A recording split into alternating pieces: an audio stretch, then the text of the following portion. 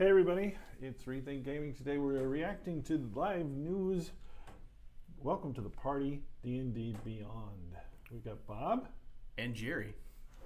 And today we are, like I said, just sort of woke up to an announcement, although it's been a long time coming, and I'm going to get into some of the meaty detail behind the theory. But what's the news? Tell me. Yeah, what are we talking about? If you haven't seen the announcement yet, we have our Discord server reads D&D news directly into a special channel, so that's how I saw it. But basically, it's a short statement by Wizards. You guys can read it. They bought the tool set. They are committing to leaving it up, right? We have no plans to stop supporting DnDBeyond. I think there's a couple ways to read that. Mm-hmm. But they have come right out and said that. They say, it's always been a great fit, et cetera, et cetera. I mean, this, for one, definitely confirms this is the primary resource for online D&D. Yeah, doesn't get a better signal than that. Yeah. There's enough meat on these bones to buy it, although there's a couple reasons why they might have done that. And they could have gone the other route and killed it. Right. When you're a company and you control an IP like that, you can simply not renew the license. So, me being the cynic and the negative one here, I mean, could that happen? Right? Do you think that's the angle? I do think it is. Yeah. Yeah. Some of it gets off into some tea leaf reading. That I don't want to postpone that for just a minute, but okay. Just looking at what. So in my professional life, I've done acquisition stuff before. Typically speaking, you are spending money to avoid spending money, right? When you're doing one of these acquisitions, you're buying a company because either its assets, products, people, whatever, are cheaper to buy than build. Just like any other decision, right? If you could make your own desk, you'd do that rather than buy one because it'd be cheaper, unless it's IKEA and mass produced. You get the point. So Wizards of the Coast is looking at this situation for DnDBeyond going, yeah, maybe we should buy this. They actually, though, pulled the trigger on this. And I don't have any inside information, so don't sue me, WotC. But they pulled the trigger on this about a year ago, and I think they've been planning it for about 2 years. Okay. And there are signs of it. I've been predicting this online and publicly for a little while, so I was kind of glad to be right about one for a change. If you followed our predictions podcast, you know how bad I am, but this one I got right. Even a broken watch, they say? Right? Twice a day. This is a digital watch. Right. Yeah. But anyways. So yeah, just let's first finish looking at the announcement. Again, it's natural that they bought it. It's successful. 10 million users. That's not a small user base. Worldwide D&D players, probably pushing 50, 60 million actually engaged people worldwide. So 20%. Yeah. Big market penetration. A lot of D&D players, they don't like having to pay for the books twice. Right. They don't like digital at all, or they prefer third-party digital. And that was very much more true back in 2017 when this launched than it is now, because Wizards has been going through with the ban hammer smacking those down. And again, I think they started getting aggressive about that when this deal got inked.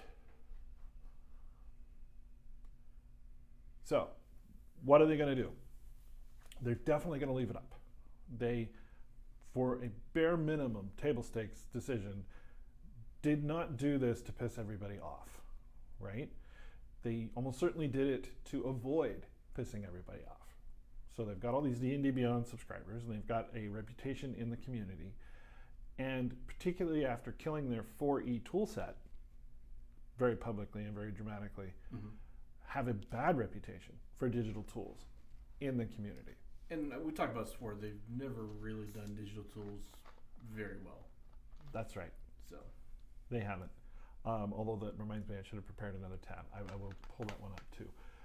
But they're trying. They're definitely leaning in that direction. And we could probably Google that up here in just a minute.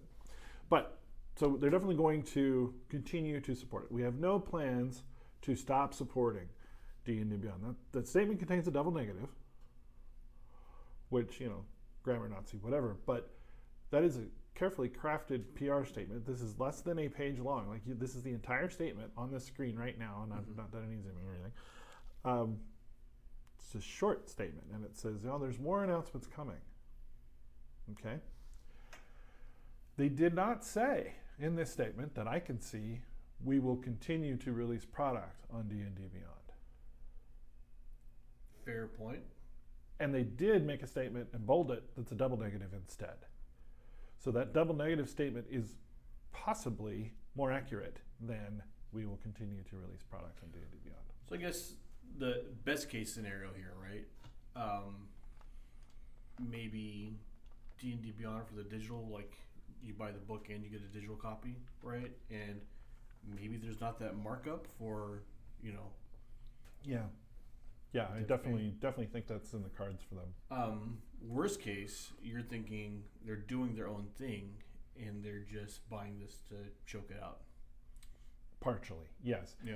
There is a new service integration on the back end. I don't know how many people have noticed this, but if you go in your DnDBeyond account, you are now able to link it to a wizards.com account. I went through this exercise. It does nothing that I can tell, but it's there. I wonder if this also gives Wizards the ability to read all of your entitlements in DnDBeyond directly and then grandfather you those entitlements back into their brand new product. Automatically bringing in 10 million users to their new platform. So instead of having a competitor standing here, soaking up oxygen in the room, they're going to buy it, they're going to leave it up. You can still use the old one if you want to. Here's this new one, and it's free because you've already paid for the content. Okay. Do you recall who owns DnDBeyond? Fandom, right. Okay. Interesting. Yeah. Fandom leaned heavily into Cortex, and they started their own digital tool set for that.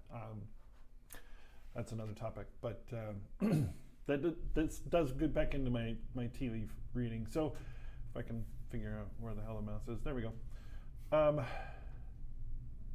If we go back about 11 months ago,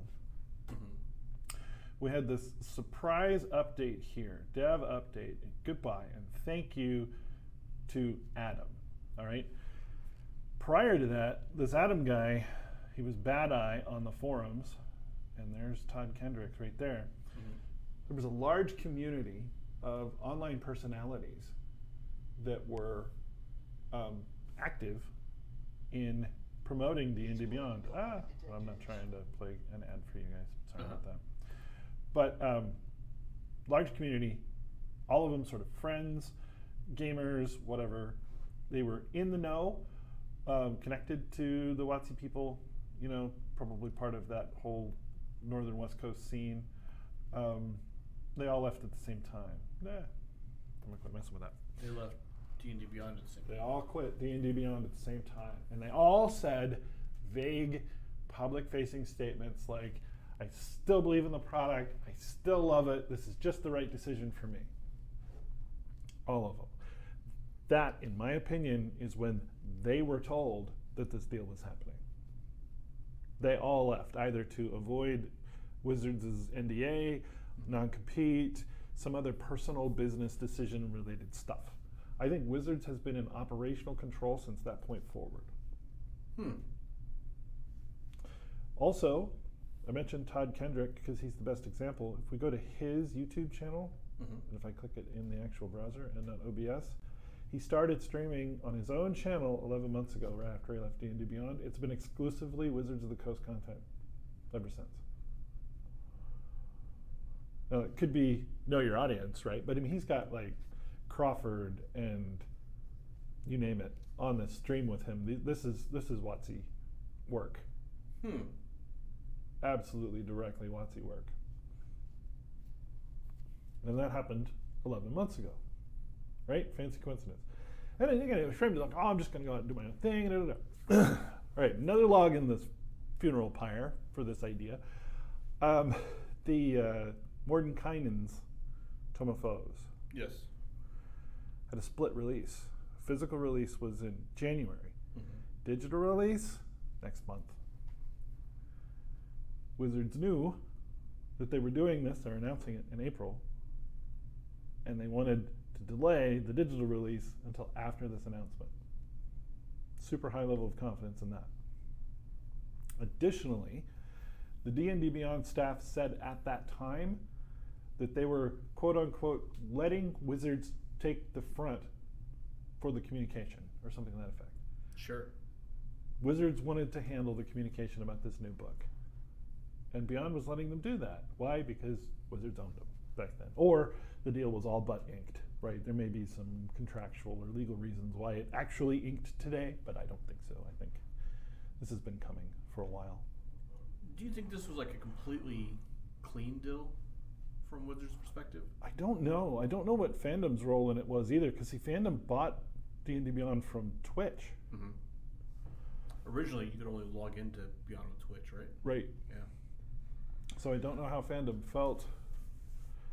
They don't mind running with the big dogs.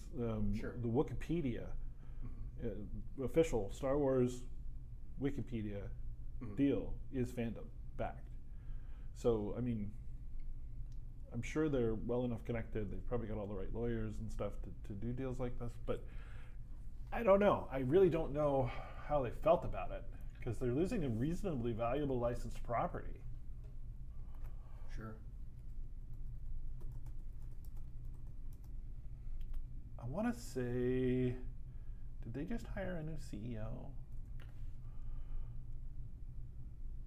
No, it was, yes. Yes, they did. So this was really interesting. There's a new CEO for Hasbro's Wizards of the Coast and Digital Gaming. She came from Microsoft, yeah. Microsoft, right? Yeah. She brought with her, as is known to happen, another Xbox employee for CTO. They did this, how long ago was this? They announced it in February, right? So they are tooling up for digital space.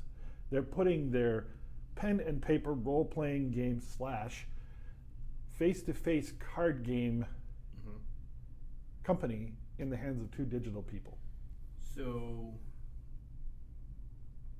again, thinking of like the worst case scenario here,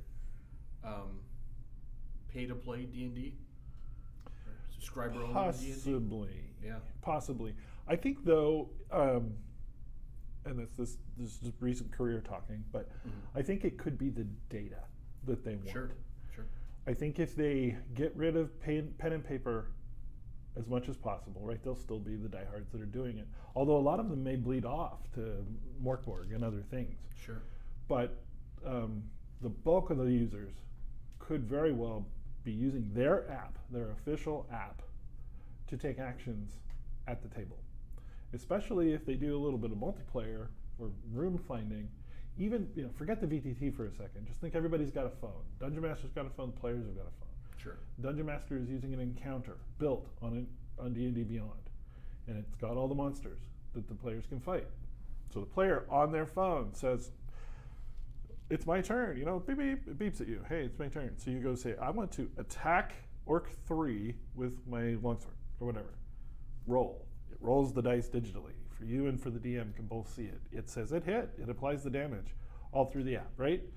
That's kind of basic play stuff. But on the back end of that, Wizards would then be able to see how 97% of fighters use longswords, or Stunning Strike is used by every monk ever, but superpowered key thing never gets used.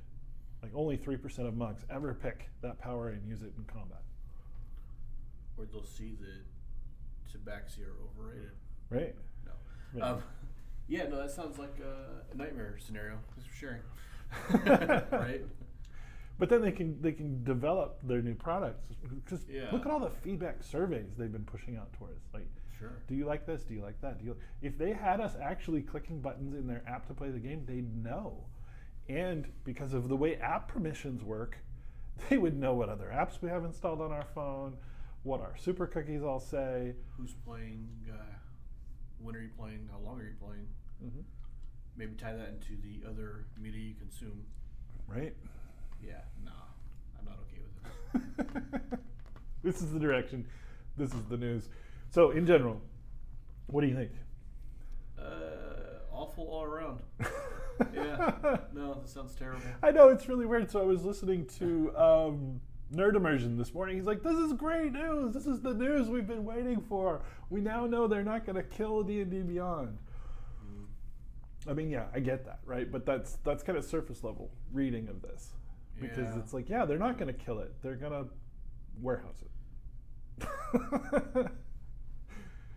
They say they're not going to stop supporting it. They don't say anything about not killing it, right? Right. There's. Well, if you think about it, it's a web app, right? So supporting it means I'm paying an admin to make sure the site stays online. Right. The end. That's bare minimum for supporting. More than one way to skin a kitten. Yeah. They can support this but still kill it. They can destroy it with features. So what do you think, Bob? Yeah. Well, like I said, it's been pretty loaded with my thoughts, but like I said, this has been at least 2 years in the making. Deals like this don't happen overnight anyway. I mean, even just settling on a price took forever. So, yeah. Well, I don't know. They could have done like the shady 80s business person, right? Like, oh, our terms are up for renewal, right? Yeah. We're going to jack up the price unless you sell. Maybe. Yeah. But even still, they had to. Well, okay. There was another topic before we close here. Sure. D&D Beyond was a licensee. Okay. Using a same or similar license vehicle as Roll20, Fantasy Grounds, and others. DM's Guild? A DM's Guild is a separate deal. Okay. The DM's Guild is more allowing you to license with them. But Fantasy Grounds can sell you the player's handbook right now. Right? Almost certain. I am almost certain it's the same license or same structure of license that D&D Beyond was able to maybe use. slightly different terms or. Yeah. Are we also going to see changes in the natures of those relationships? I do not for a minute believe they intend to buy Roll20 or Fantasy Grounds. I think they intend to replace it. Yeah, I mean, there are no plans to stop supporting D&D Beyond, but can they kill everything else? Right. And that could have been part of the calculus, too. We're about to piss off a huge segment of our community. Which one do we want to throw a life raft to? Yeah. Could be. I mean, and then this is all speculation, right? Of course, please don't. How have we done on our past predictions? I mean, you nailed this This one. one, yeah. Well, this one. I mean, if you were watching all the things, right? Yeah. It was kind of hard to die. No, we still haven't seen Kaldheim, for example. I want to see it. No Dark Sun, right? Yeah. Still possibly, hopefully, Dragonlance, although August, I would assume. Dragonlance, I feel, is the most likely of the predictions so far. Well, the books are coming. They're on Amazon. Yeah. So if they miss that boat, shame on them. But, Sure. Yeah. Well, there you go. So final thoughts, stay tuned here. Come and join us on the Discord. There's an invite link right down there on the bottom. Sorry that you have to type it in, but that's just the nature of the beast. Hit us up on here, leave comments, questions, concerns. Happy to talk to you some more. Thanks for listening to us drone on about this news announcement. Adios.